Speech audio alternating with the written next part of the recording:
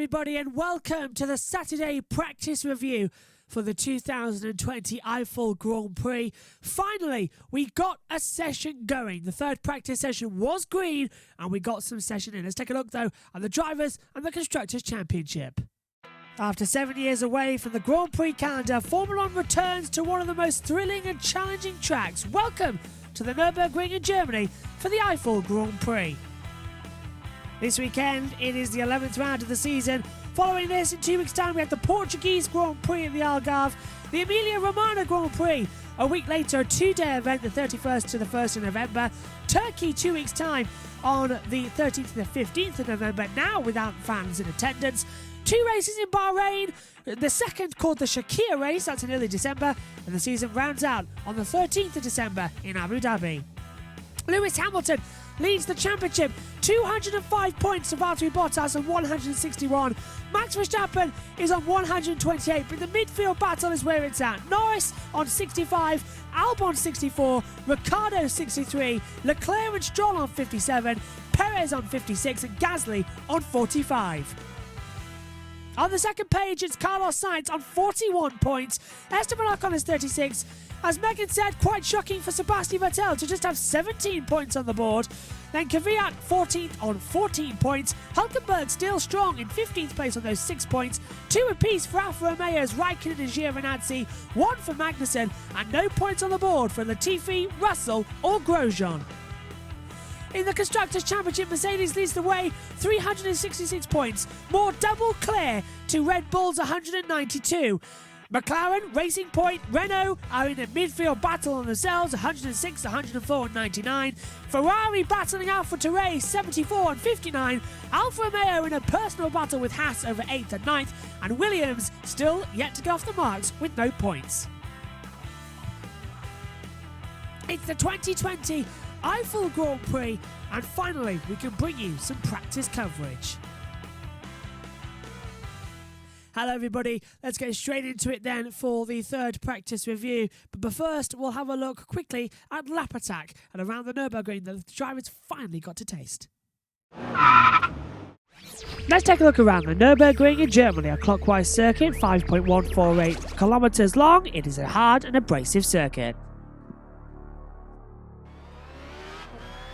Coming into the Kohler curve, the last corner on the track, good to get an important exit as you fly mid-part through the track, down the start-finish straight, open up the DRS and hurtle across this control line before the start line of the pit lane exit. Heavy braking zone for turn 1, all the way down from 8th gear to 1st gear, a tight right-hander as you come into the Castrol section, used to be of course the Mercedes arena. Turns 2 and 3 want to spit you out wide. Understeer, a massive problem at this part of the track, but it sort of all tightens up nicely as you come into turn 4 and rejoin the original revamped circuit. You can see how tight the track gets and narrow as you head, hopefully flat out, all the way down into turn 5 and 6. Banked part of the track, good traction as you come flying through the Ford curve. Downhill now, maximum of 8th gear, flat out into the braking zone for turn 7 of the Dunlop curve. Michael Schumacher and Juan Pablo Montoya had a moment here, and that's why there's an extra runoff in the part of the track where Schumacher went off. Uphill now towards turn 8 and 9 when Hamilton crashed in 2007 in qualifying. Luckily he was okay to take part in that crazy race. Flying downhill now to the RTL curve at turn 10. Back part of the track once again, filters downhill immediately into the bit curve before opening up for the second DRS detection point on this lap, past the old Nordschleife on the left and fly uphill towards the Michael Schumacher S's chicane, which he helped design after passing Alesi for the victory in 1995. Hard on the brake, 1st gear corner, important to get a good exit, rising up once again to the Coca-Cola curve. The car immediately wants to spit you out wide, control it, back on now to the actual track and across the start line. The Nürburgring is a demanding circuit, not just the Nordschleife, but the track that was recreated in 1984 always provides interesting and great races.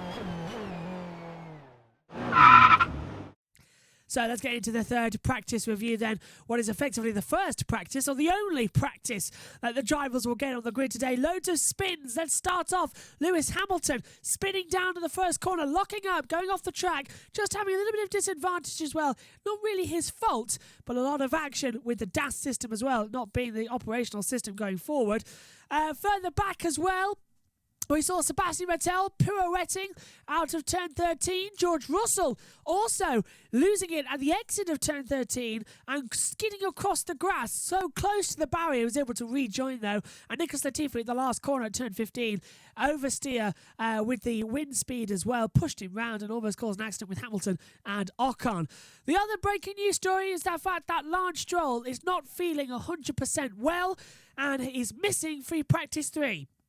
The team have called in Nico Hülkenberg to see what will happen if Lance Stroll, who's currently having another COVID test, either tests positive or he is just generally unwell but tests negative, he won't be racing. So it looks very unlikely that Lance Stroll will be in the car this afternoon. Nico Hülkenberg is at the circuit ready to take over for qualifying in a similar situation to what Paul di Resta did with Felipe Massa at the 2017 Hungarian Grand Prix.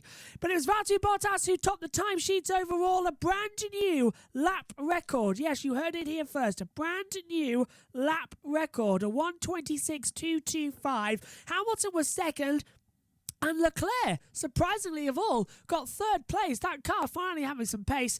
Verstappen fourth, Vettel fifth, from Norris, Perez, Ricciardo, Albon and Gasly completing the top 10. The only driver not to set lap time was Stroll, so only 19 cars went out on the track. It was eventful but dry for the only practice session. Let's take a look at the times so far.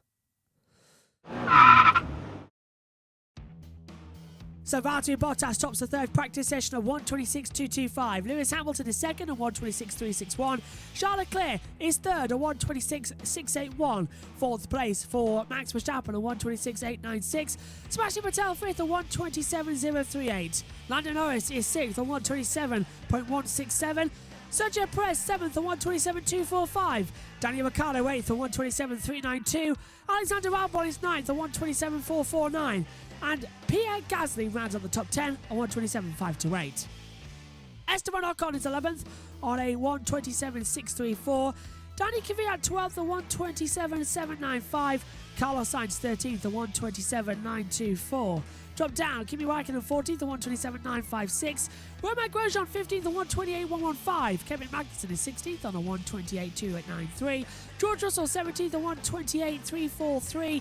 Antonio Giovinazzi 18th at 1:28.370. And Nicholas Latifi is 19th at 1:28.941. Lance Stroll setting no times.